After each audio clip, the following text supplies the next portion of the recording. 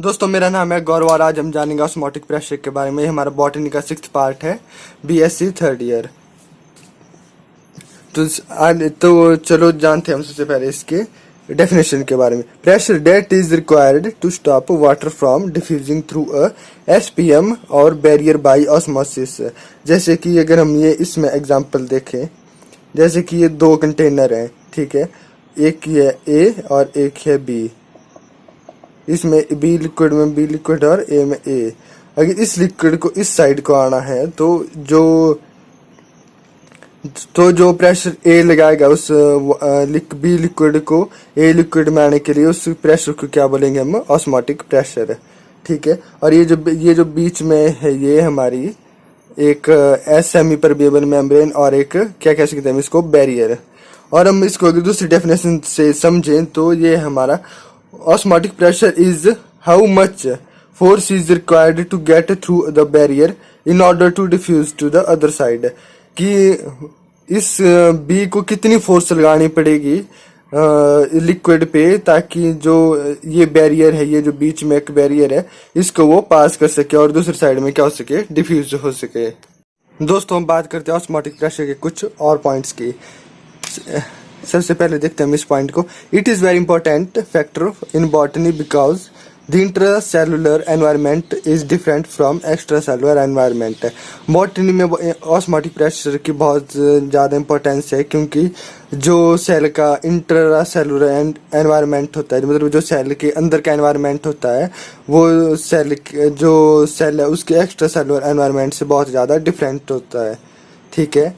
और if extra cellular environment changes it may cause water to flow in or out of cell। if अगर extra cellular environment change होता है तो जो water है वो अंदर या बाहर भी जा सकता है, जिससे क्या हो सकता है कि जो सेल है वो उसकी डेथ भी हो सकती है। थर्ड पॉइंट है इसका कि plants use osmotic pressure to move water. जो प्लांट्स होते हैं वो ऑस्मोटिक प्रेशर का यूज करते हैं किसके लिए? वाटर की मूवमेंट के लिए। दोस्तों बात करते हैं ऑस्मोटिक प्रेशर के फॉर्मूला की। इसको हम ऑस्मोटिक प्रेशर को हम डिनोट करते हैं किससे? पाई से और M R T. Pi equal to M R T. M है हमारा मोलर कॉन्सेंट्रेशन और एम की जगह आप सी भी लिख सकते हैं। आर है हमारा गैस यूनिवर्सल गैस कांस्टेंट और टी है हमारा टेम्परेचर, जो हम हमेशा किस में लेते हैं? केल्विन में। और विल्टेड प्लांट्स की इस ऑस्मोटिक प्रेशर का जो हम कहाँ ऑब्जर्व कर सकते हैं, वो कर सकते हैं विल्टेड प्लांट्स में। विल्टेड प्लांट्स हम समझते हैं अभी क्या होता है कि जैसे अगर किसी प्लांट को हम इम्प्रॉपर वाटर दें या मतलब उसको प्रॉपर वाटर ना मिले तो क्या होता है कि जो प्लांट है वो बेंड हो जाता है। अगर आप हम घर में भी कभी देखोगे तो कभी जो फ्लावर्स होते हैं या कोई स्मॉल हर्ब्स होते हैं, तो अगर हम उन्हें प्रॉपर वाटर ना दें तो क्या हो जाता है, वो बेंड होने लग जाते हैं। जैसे कि कोई ये प्लांट है, अगर हम इसे प्रॉपर वाटर ना देंगे तो ये जो है ये बेंड हो जाएगा, ठीक है। और अगर हम इसे फिर से पानी दे देते हैं या फिर से वाटर दे देते हैं तो ये प्लांट जो है फिर से अपनी ओरिजिनल पोजीशन में आ जाएगा। चलिए दोस्तों बात करते हैं अब हम ऑस्मोटिक पोटेंशियल की। Potential of water molecules to move from hypotonic solution to a hypertonic solution across a semi permeable membrane. Potential of water molecules का पोटेंशियल टू मूव फ्रॉम, उनका मूव करने का फ्रॉम कहाँ से? हाइपोटोनिक सॉल्यूशन से hypotonic solution किसके थ्रू? A semi permeable membrane के थ्रू, ठीक है।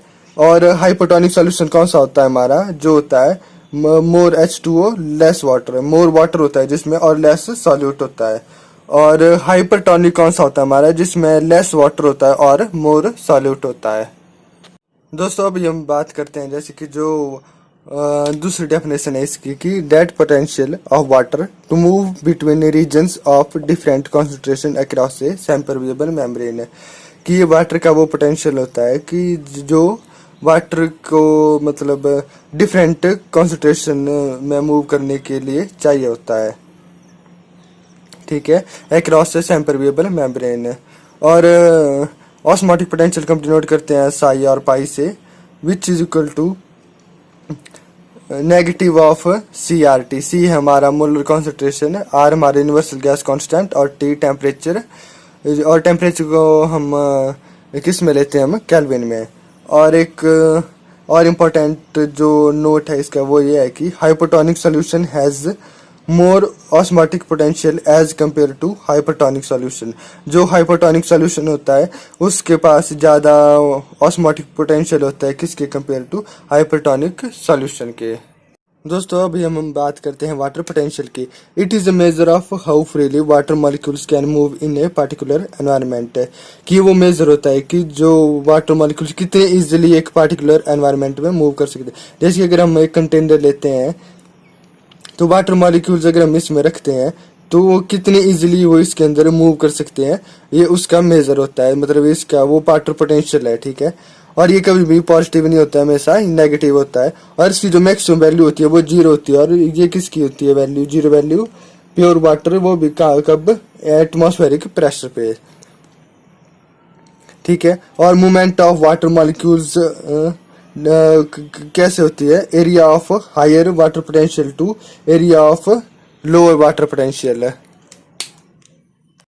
दोस्तों अभी हम लेते हैं एक एग्जांपल इसमें। जैसे एग्जांपल की हेल्प से हम समझते हैं, if solution around the cell is hypertonic. अगर सॉल्यूशन किसी सेल के अराउंड हाइपरटोनिक है, हाइपरटोनिक का मतलब क्या हुआ कि हाई कंसंट्रेशन ऑफ सॉल्यूट और a lower water potential than inside the cell. कि जो आउटसाइड ऑफ द सेल है उसके पास ज़्यादा कम वाटर पोटेंशियल है सेल के कंपैरिजन। और जैसे कि हमें पता है कि सेल के पास क्या होती है, सेमी परमेबल मेम्ब्रेन होती है एक, allowing water movement in and out. Water जो क्या करती है कि वाटर मूवमेंट को अंदर और बाहर करती है। Water will move from inside the cell.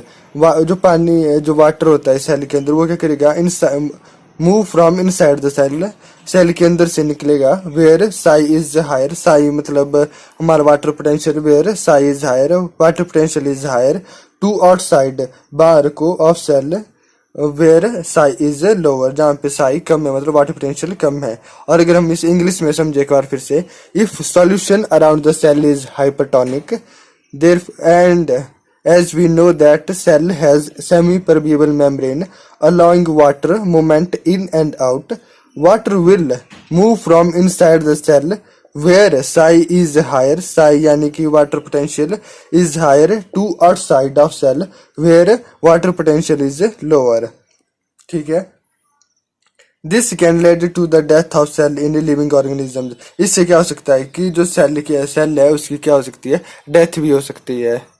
दोस्तों अब हम बात करते हैं कि जैसे आगे इसकी वाटर पोटेंशियल की, अगर एग्जांपल में ही कि अगर if cell is placed in a pure water solution the cell will take up water until it burst and die.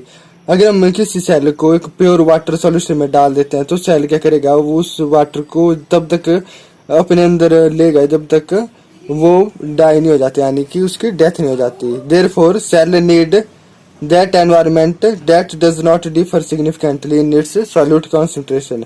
तो मतलब सेल को ऐसा एनवायरनमेंट चाहिए होता है जिसमें जो मतलब एकदम से डिफर नहीं करे, कि मतलब उसमें कोई सिग्निफिकेंटली चेंज नहीं है उसकी सॉल्यूट कॉन्सेंट्रेशन में। और water potential allows water to get into plant roots when there is more solute within the root cells than the water in the soil. ठीक है, और वाटर पोटेंशियल को हम किससे डिनोट करते हैं, साई से। तो साई क्या हुआ हमारा, psi s plus psi p plus psi g plus psi m. Psi s हुआ हमारा सॉल्यूट पोटेंशियल, साई पी हुआ हमारा प्रेशर पोटेंशियल, साई जी हुआ हमारा ग्रेविटेशनल पोटेंशियल और साई एम हुआ हमारा मैट्रिक पोटेंशियल। दोस्तों अभी हम बात करते हैं प्रेशर पोटेंशियल की, जिसको हम किससे डिनोट करते हैं, साई पी से। ये क्या होता है, hydrostatic pressure that is exerted on water in a cell.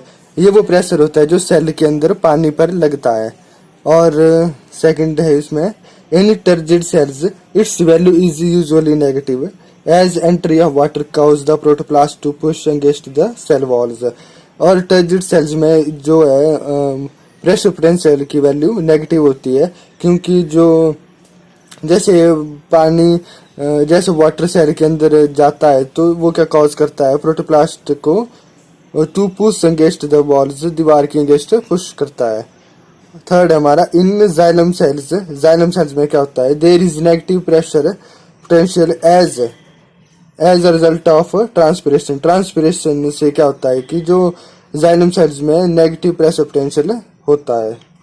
दोस्तों अगर आपको वीडियो हमारी पसंद आई हो तो लाइक शेयर और सब्सक्राइब जरूर करें, और कोई मिस्टेक लगी हो तो हमें कमेंट सेक्शन में आप बता सकते हैं।